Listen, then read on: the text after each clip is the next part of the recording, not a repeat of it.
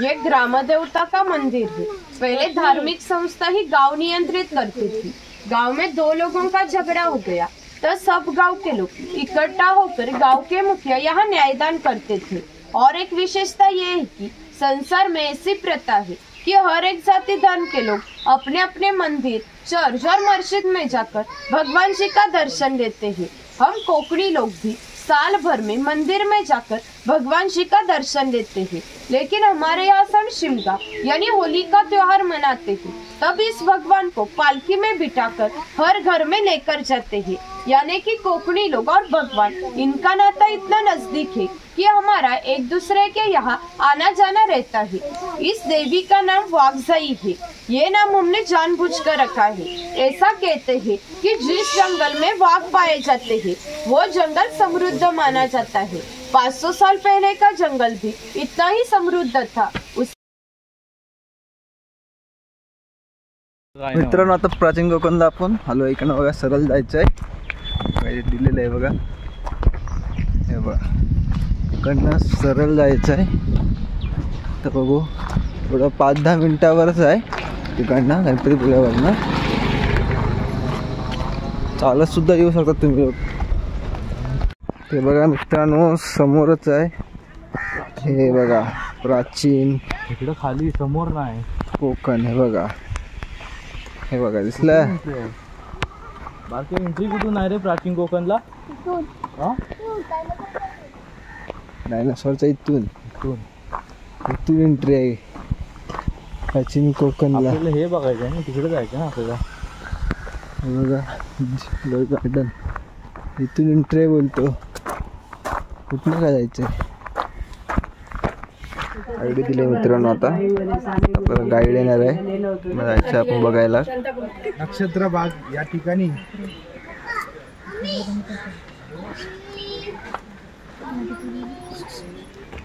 थोडे पुढे पुढे या. पुढे पुढे त्यांना पाठीमागच्यांना येऊ द्या.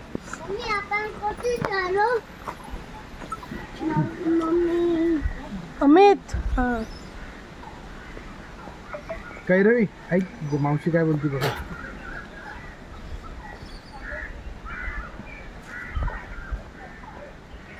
नमस्कार, मैं सानिका आपका प्राचीन कोकण में स्वागत करती हूँ और ये गांव दिखाने के लिए मैं आपके साथ आ रही हूँ।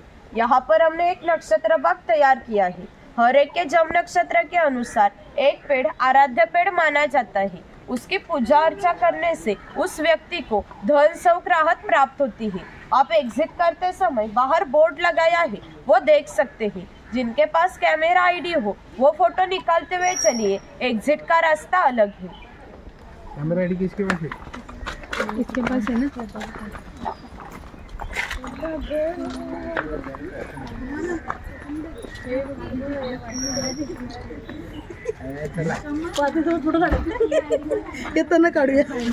ये पीपल का पेड़ है, इसकी हम पूजा करते हैं। इसको दीर्घायुष्य का प्रतीक माना है। ये जो पत्थर से बांध बंधा है उसे कोकणी भाषा में पार कहते हैं। ये पार 400 साल पुराना है। ये पार बंधा गया तब यहाँ एक पीपल का पेड़ लगाया गया, इसलिए इसकी उम्र भी 400 साल पुरानी है।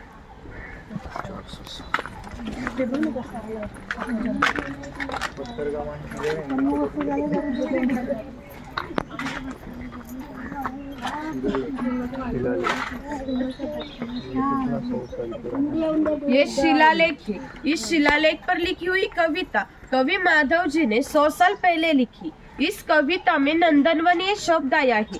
नंदनवन शब्द का अर्थ है स्वर्ग के देवता इंद्र जी का बगीचा। वो जितना सुंदर है उतना ही हमारा कोकण सुंदर है। ये गुफा हमने समय का प्रतीक बनाया है। गुफा के यहाँ है वर्तमान काल और इसके पीछे है 500 साल पुराना भूतकाल। अब हम देखने वाले हैं 500 साल पहले कोकणी लोग कैसे रहते थे, उनकी समाज रचना, ग्राम रचना, खान पान की आदतें, परंपराएं कैसी थी। आते समय थोड़ा झुक कर आइए।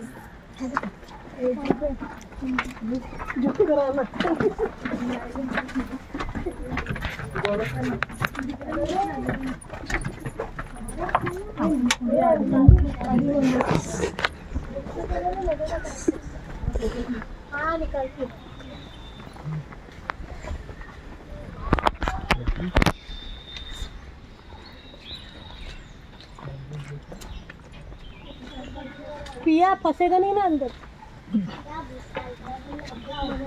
पिया फंसा नहीं ना।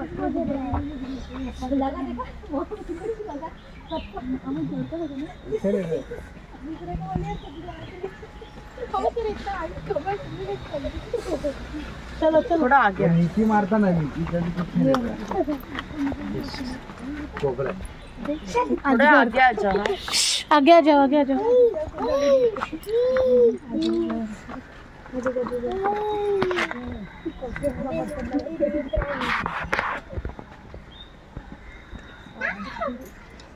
ये कोकम का पेड़ है। कोकम के फल से जूस निकाला जाता है। इसका इस्तेमाल कोकम आगल और कोकम शरबत में किया जाता है। इसके छिलके से कोकम यानी आमसूल तैयार किए जाते हैं।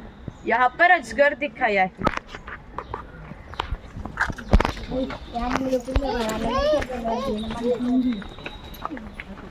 चलिए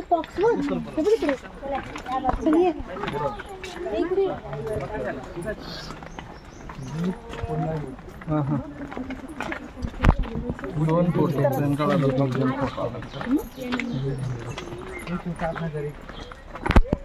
ना बाकी काय ना बाकी जर मी नाही मी आहे जून आता इथं चालू तुमच्या लेके जा घर पे परशुराम मिल गए। लेके जा घर पे नाही काय नाही प्रॉब्लेम नाही, फक्त मीटरच अप्लाय करायचं। ये है भगवान परशुराम। हमारे पुराणों में उल्लेख हुआ है कि हजारों साल पहले भगवान परशुराम हो गए। उन्होंने सारी पृथ्वी जीत ली और जीती हुई सारी पृथ्वी उन्होंने दान की। दान की हुई कोई भी चीज हम खुद के लिए इस्तेमाल नहीं करते, लेकिन उन्हें रहने के लिए भूमि की जरूरत थी। हम जहाँ खड़े हैं वह हजारों साल पहले समुन्दर था। उन्होंने उसे युद्ध किया और उसे 40 या 50 किलोमीटर पीछे ढकेल दिया और जो भूमि निर्माण हुई उसे कोकण कहते हैं। इस कोकण को परशुराम की भूमि भी कहा जाता है।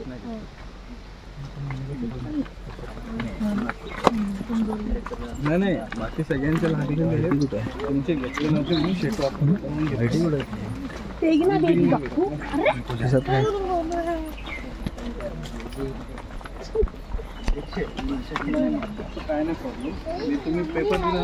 यहाँ पर हमने स्पाइस गार्डन तैयार किया है। आप यहाँ से जाकर वहाँ नीचे आना है। अंदर मसालों के पेड़ है। पेड़ के आगे बोर्ड लगाए हैं। यहाँ से जाकर वहाँ नीचे आना है।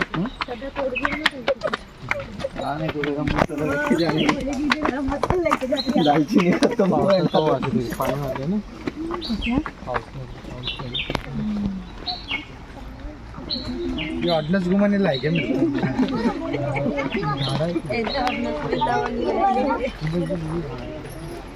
टाइगर भैया इसको वो करे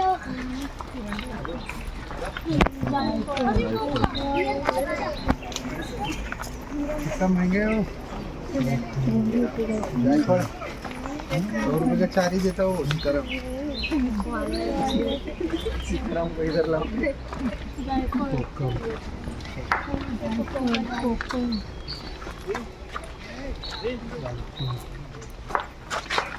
एरवी काय बघते तू? बडबडीच्या बायकोने बघितलं मग आपण बघायचं, बाकी काय संबंध आहे आपला?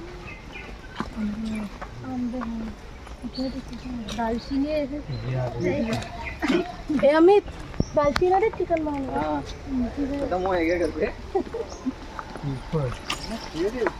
आंबे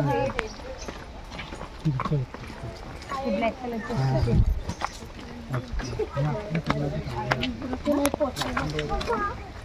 సేవల కొట్ట ట్రీ లంగు బారి తెప్పించుకోండి సేవల కొట్ట ట్రీ 3 అదే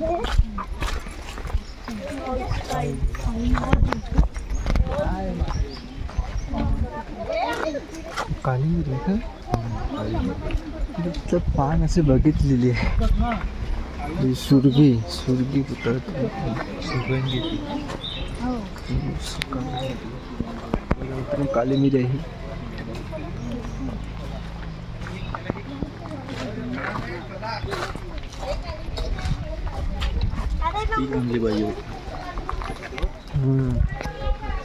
दुकान मारला नाही।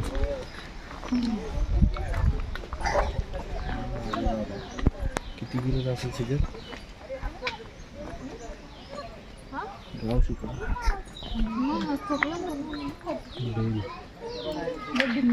सावकाश होती ह्याच्यावरून एक टप्पा सरेल.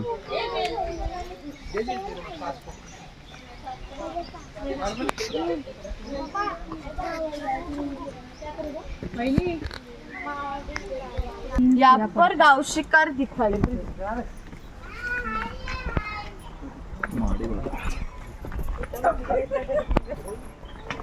यहाँ पर माड़ी वाला दिखाया है, ताड़ी माड़ी निकालने वाला. अच्छा गाड़ी मारी आम्ही गाडी मारी जम्मू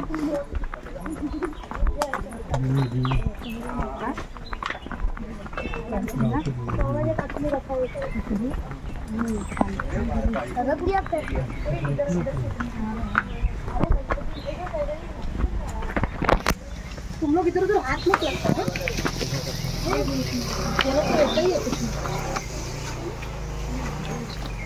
ग्राम देवता नदी गल्ली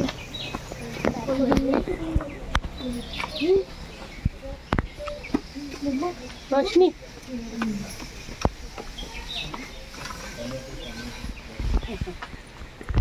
तो ठीक श्रद्धा.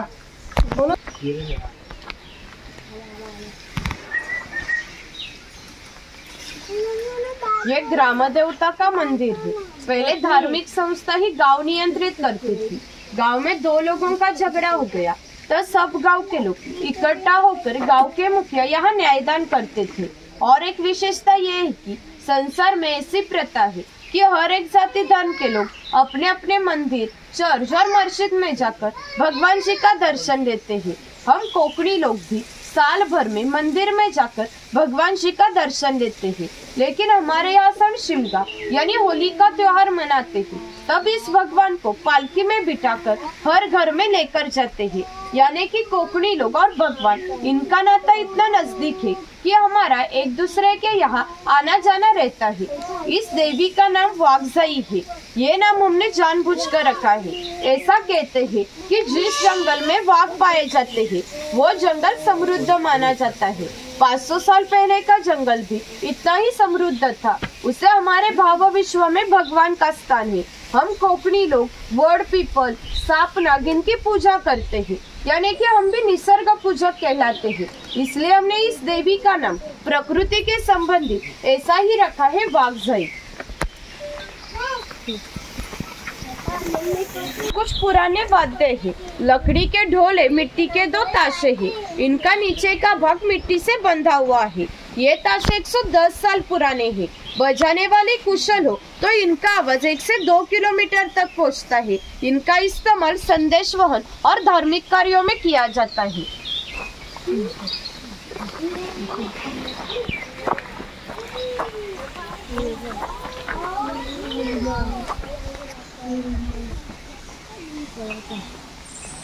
ये चौभाटा देव है. हमारे यहाँ इसे भगवान का स्वरूप मानते हैं. हमारे यहाँ सन शिमगा यानी होली का त्योहार मनाते हैं. तब गांव के सुख सुविधा के लिए यहाँ मन्नतें मांगी जाती है और भूतों पर नियंत्रण रखने के लिए पूजा की जाती है.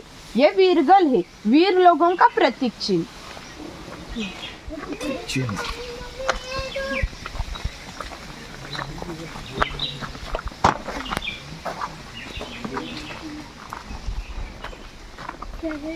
यहाँ पर काली मिर्च का वेल है, उस पर काली मिर्च लगी है.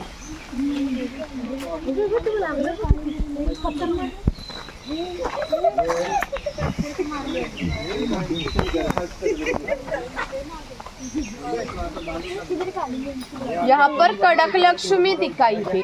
जो पोतराज लोग खुद को चाबुक से मारते हैं उन्हें कड़क लक्ष्मी कहते हैं.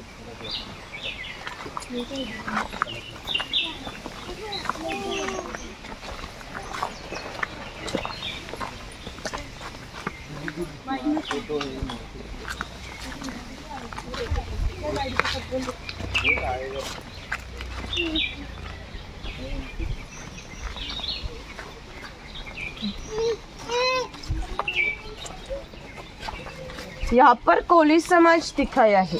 कोली समाज के लोग समुंदर के इतने पास रहते हैं कि समुंदर का भरती का पानी भी उनके मकान में लग जाता है। तभी भी इतनी सी छोटी सी नौका लेकर ये लोग 8 से 10 घंटे समुंदर में मछलियाँ पकड़ते हैं और सुबह घर लौट वापस आते हैं। लेके आते हो ना, नहीं ऐसे ही घूमने निकलते हैं, बनाना लेकर आएगी। बनाना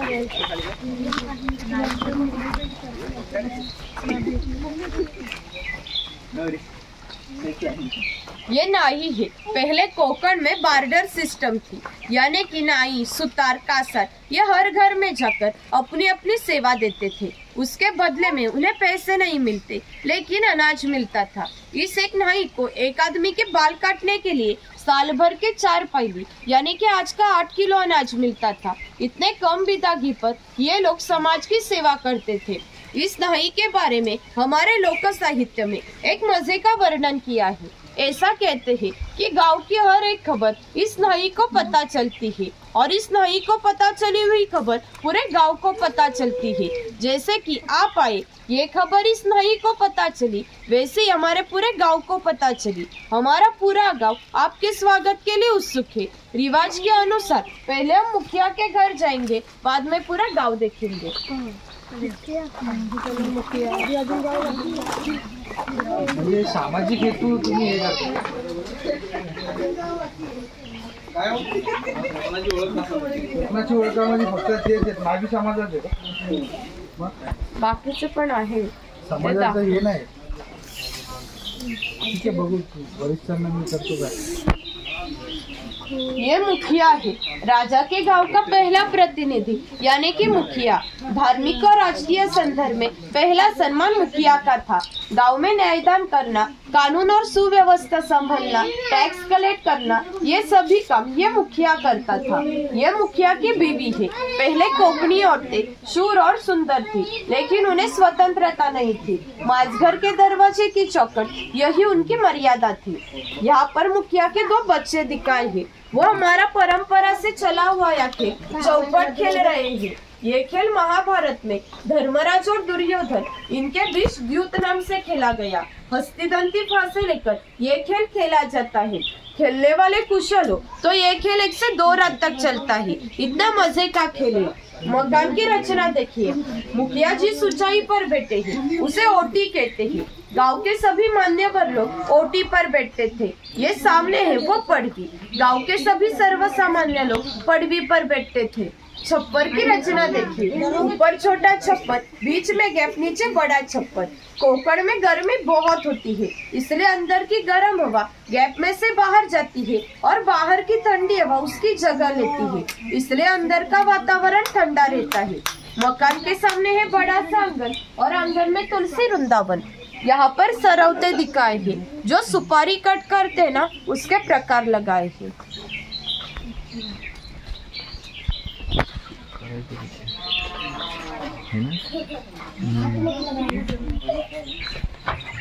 जय श्री राम। राम मंदिर इधर है।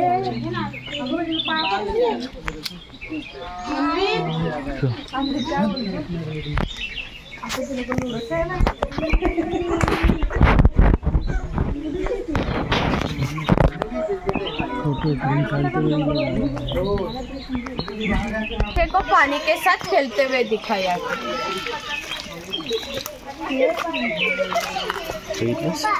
बघितलं भारी आहे पूर्ण पटना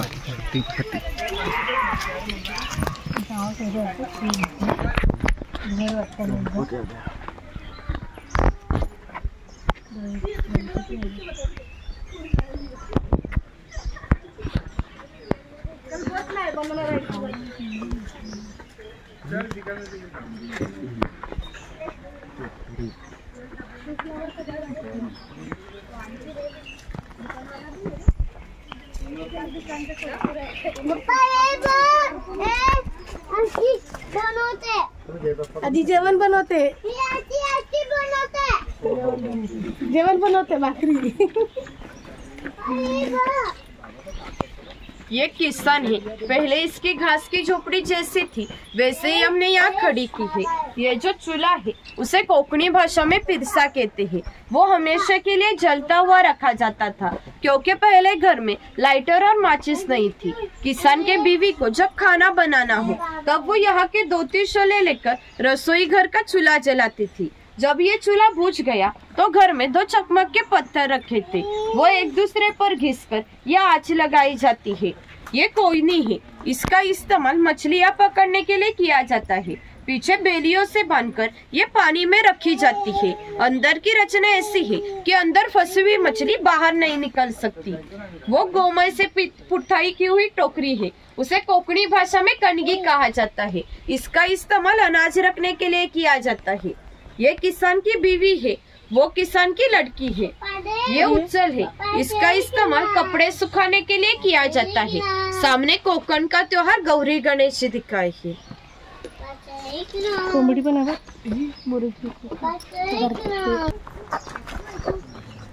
ये कुम्हार है। गांव के मिट्टी से संबंधित सभी चीजें बनाने का काम ये कुम्हार करता था।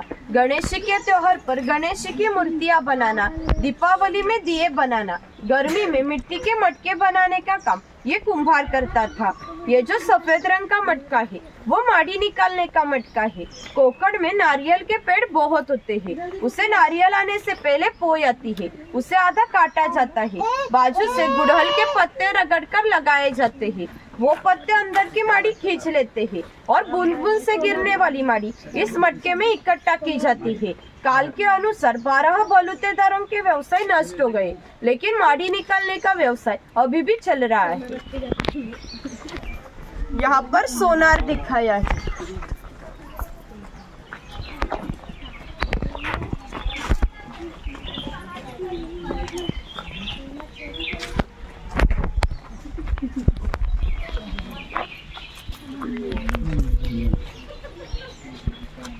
ये बनिया है, चौल, राजापुर, दाभोल। इन कोकण के पोर्ट को 5000 सालों का इतिहास है। इन बंदरों से ही भारत के व्यापारियों ने पूरे जग से व्यापार किया था। इनमें से निर्यात होने वाली चीजों में हस्तकौशल्य की चीजें, हस्तिदंती चीजें, शंख, शिंपले, हीरे, माणिके इत्यादि चीजों की निर्यात ये बनिया लोग करते थे। उसके बदले में पूरे जग से भारत में सोना आता था। भारत ने जो सुवर्ण युग का अनुभव लिया उसका प्रवेश द्वार ये कोकण के पोर्ट थे।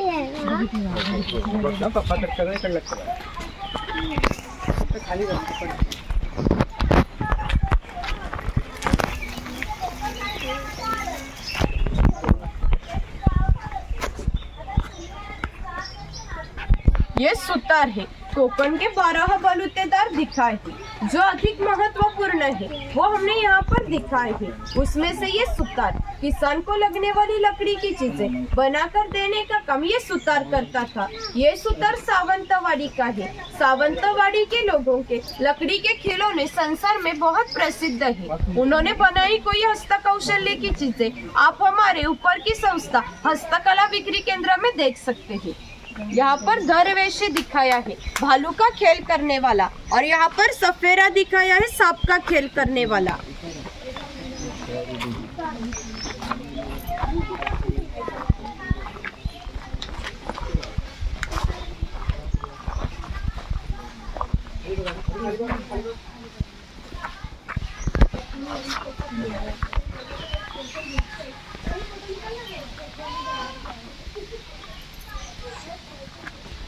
ये लोहार है। जिस प्रकार किसान को लगने वाली लकड़ी की चीजें सुतार बनाकर देता था, उसी तरह उसको लगने वाली लोहे की चीजें बनाकर देने का काम ये लोहार करता था। 500 साल पहले कोकण की राजकीय स्थिति अस्थिर थी। बहुत से लोग सैन्य में थे। उन्हें लगने वाली लोहे की ढाल और तलवार बनाकर देने का काम ये लोहार करता था। और एक विशेषता ये है कि अभी भी कोकण के मुखिया और मराठों के पास कई सालों की तलवारें हैं। उसे अभी भी जंग नहीं आई है। उसकी हर दशहरे पर पूजा की जाती है।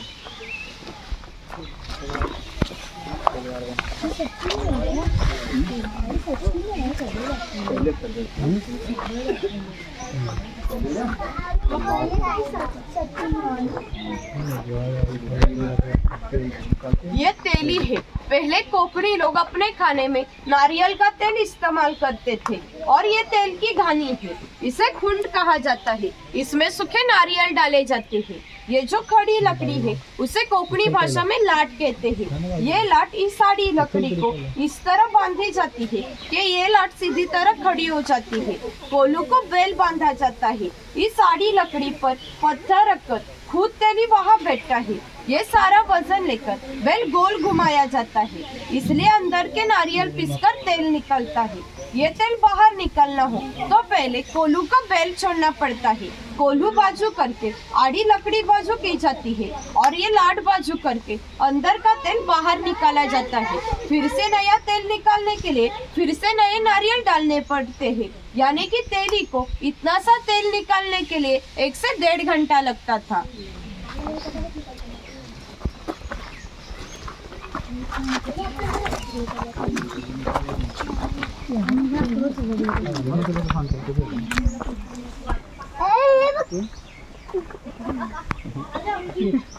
ये पुरुड है। पहले हर व्यवसाय जाति के अनुसार होता था।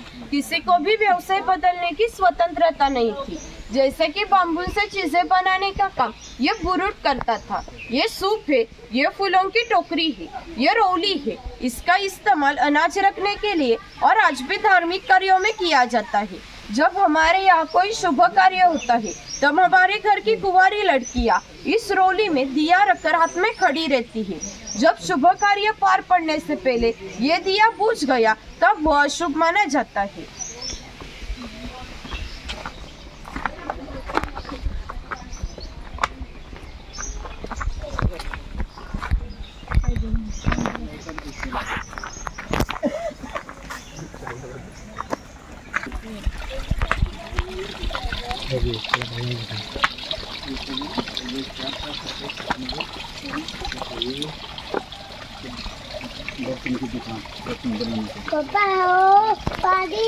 ये रसोई घर है। पहले घरों में पत्थर, मिट्टी और लकड़ी के बर्तन थे।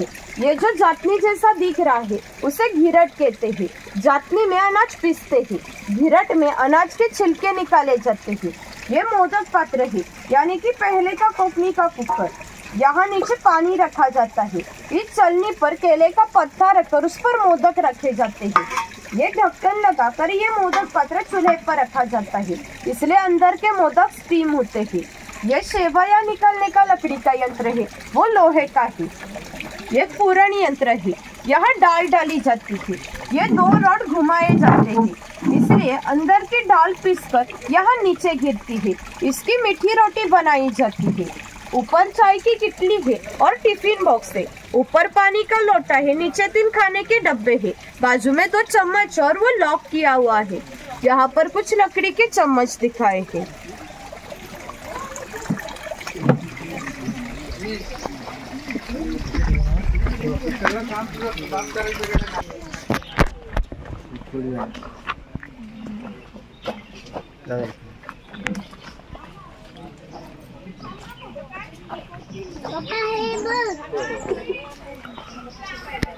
ये चूड़ी वाला है। पहले रिवाज के अनुसार 12 बलूतेदार हर घर में जाकर अपनी अपनी सेवा देते थे। वैसे ये चूड़ी वाला इस लड़की के घर आया है। पहले कोकण में लड़की की शादी 8-10 साल में हो जाती थी। तब तक ये चूड़ी वाला इस लड़की को बिना मूल्य चूड़ी पहनाता था।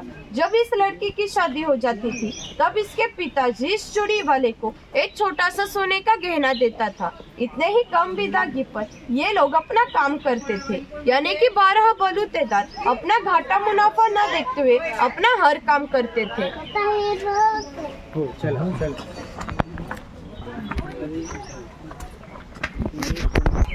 यहाँ पर ईगल दिखाया है सांप के शिकार करते हुए। सांप पकड़ा है, देखो ये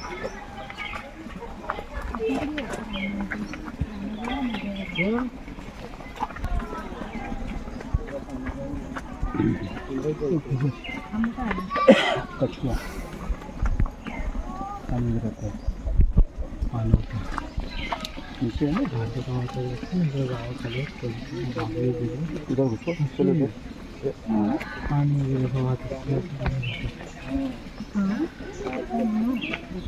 ये पनघट है। पहले कोकण में बहुत सारा जंगल होता था, इसलिए गांव में जिस जगह ऊंचाई पर 12 पानी होता था, उस जगह बंदरा बांधकर हर एक के घर में पानी नाले के द्वारा ले जाया जाता था। ऊपर पेंगोलियन दिखाया है।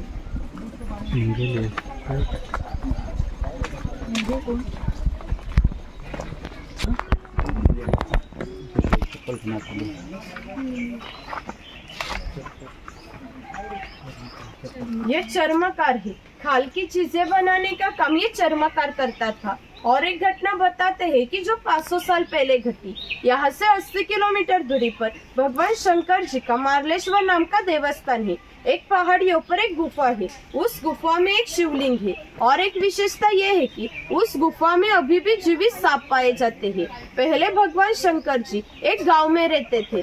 उस गांव के लोगों का बर्ताव उन्हें पसंद नहीं था, इसलिए उन्होंने वो गांव छोड़ने का निर्णय लिया। मकर संक्रांति के पहले ही दिन वो गांव के बाहर निकले। गांव के बाहर ही चर्मकार का घर था। चर्मकार गरीब, श्रद्धावान और दयालु था। भगवान शंकर जी ने किसी भी जाति पाति का भेदभाव न करते हुए उसे मशाल दिखाने के लिए विनती की। चर्मकार ने भी अतिथि देवो भव समझकर मशाल दिखाने के लिए घर से बाहर निकले। आज जिस स्थान पर भगवान शंकर जी का मार्लेश्वर नाम का देवस्थान है, वहाँ पहुँचते ही भगवान शंकर जी ने अपना असली रूप प्रकट किया और उसे दर्शन दिए और कहा कि आज से मैं सिर्फ यही रहूंगा। इस घटना को 500 साल हो गए, लेकिन आज मकर संक्रांति को भगवान शंकर जी की मूल गांव से पालकी निकलती है। उसे मशाल दिखाने का काम चर्मकार का आज का वंशज ही करता है। यानी कि मार्लेश्वर ये ऐसा स्थान है, वहाँ किसी भी प्रकार का जाति भेद नहीं माना जाता है। मार्लेश्वर की प्रतिकृति बनाई है, वहाँ दर्शन लेकर यहाँ ऊपर जाना है।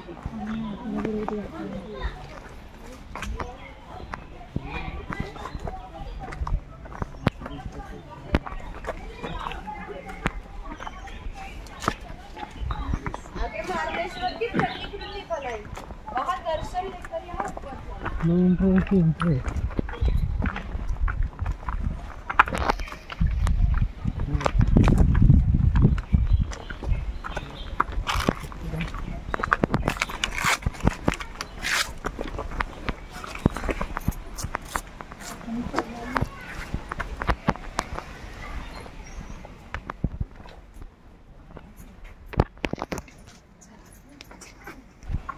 नाही 15 तारखेला बघितले 1-2 सीट आहेत, बाकी फुल आहेत गाड्या. हो गाडी आज मुंबईवरून आहे. मुंबईवरून. धनगर इस मराठी शब्द का अर्थ है जिसके पास बहुत धन होता है। पहले ये धनगर समाज इतने दुर्गम पहाड़ियों पर रहता था कि वहाँ से उसका पहला बस स्टॉप भी 10 या 12 किलोमीटर दूरी पर था। ये लोग जब गांव में आते थे तब इनके पैरों में खाल की जूते, कंधे पर फटी हुई चद्दर और हाथ में घुंघरू की लकड़ी इस वेशभूषा में आते थे। यहाँ पर बकरी की गोठी दिखाई है। जंगली जानवरों से बचने के लिए वो ऐसी ऊंचाई पर बांधी है।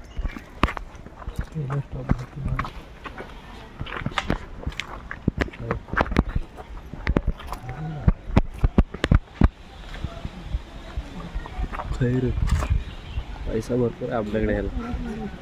ये खेर का पेड़ है। इसके अंदर रेड वाले हिस्से से कत्था बनाते हैं जो हम पान में रेड कलर आने के लिए खाते हैं। काकाला वापरतात.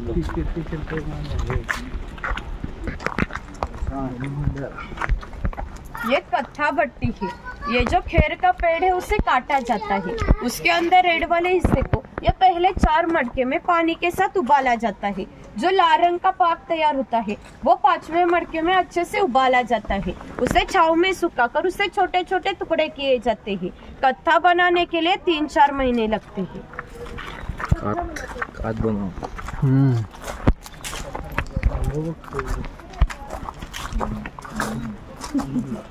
ये मचान है। इसका इस्तेमाल शिकार करने के लिए किया जाता है। आप चढ़ने वाले हो तो एक टाइम पर 3 लोग जूते निकाल कर चढ़ सकते हैं।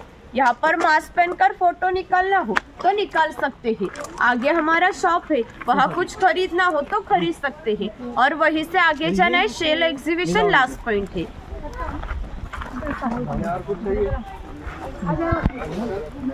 फोटोच काढू वरती. प्राचीन कोकण जाऊ शकतो ना वरती. बघू शकतो. माझा फोटो काढ. बघा प्राचीन कोकण नमन मंडळ. सिद्धांत आता नमन नाचवणार आहे. केलं नाचवणार सिद्धांत.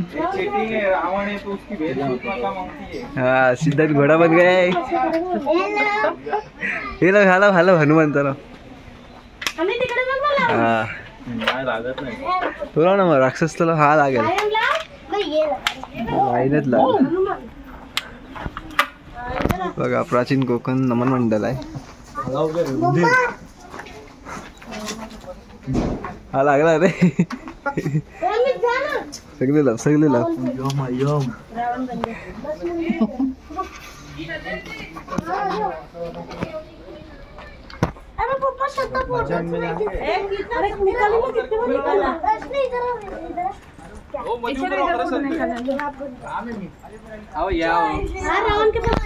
मित्रांनो आता प्राचीन कोकण बघून झालाय आमचा. भरपूर काय काय होतं. आणि ते एक विहीर आहे मित्रांनो. पाणी आहे तिथे. बघतो बघा राखली बघा ही विहीर आहे इथे. पाणी आहे दिसणार पण. पाणी खाली जायला पण नाही रे. आणि आता आम्ही जेवून थोडंसं अजून फिरू. मग संध्याकाळी आम्ही परत मग परतीचा प्रवास मुंबईला दिशेने रवाना आम्ही होणार आहे. आणि तुम्ही पण प्राचीन कोकणला नक्की भेट द्या कारण भरपूर माहिती गाईड करतात इकडली लोक. आणि आता पुढे ब्लॉग कंटिन्यू करा. अजून थोडा ब्लॉग आहे अजून. मित्रांनो तिकीट 50 रुपये आहे तिकीट. आणि तुम्हाला व्हिडिओ आणि शूटिंगचे shooting वगैरे साठी कॅमेऱ्याचे एक्स्ट्रा चार्ज लावतात 50 रुपये. 50 आणि रुपये. जर तुम्ही समजा सिंगल गेलात तर तुम्हाला स्वतःचा गाईड करून त्यांना 50 रुपये द्यायला लागतात एक्स्ट्रा. किंवा तुम्ही ग्रुपने गेलात तर तुम्हाला फ्रीमध्ये गाईड सर्व माहिती सांगतात. हां बाकी बघायला गेलात तर लय भारी आहे. प्राचीन कोकण अतिशय सुंदर आहे. अतिशय सुंदर आहे. आणि सगळी कोकणातील जेवढे पण कसं काय झालं ते सगळं गाईड मध्ये सांगितलंय. आम्ही पण ह्या प्राचीन कोकणाला पहिल्यांदा भेट दिली पण आम्हाला माहिती सांगितली. एकदम सुंदर आणि मस्त मजा आली. हा आणि भारी वाटलं म्हणजे सगळं आतून समजलं कसं काय झालं. पूर्वीचा पूर्वीचा जमाना कसा होता ते लगेच समजलं आम्हाला. काळ वगैरे आपले माणसं आता इकडनं जायची इच्छा होत नाही मित्रांनो. काय जावं लागणार मित्रांनो. चला.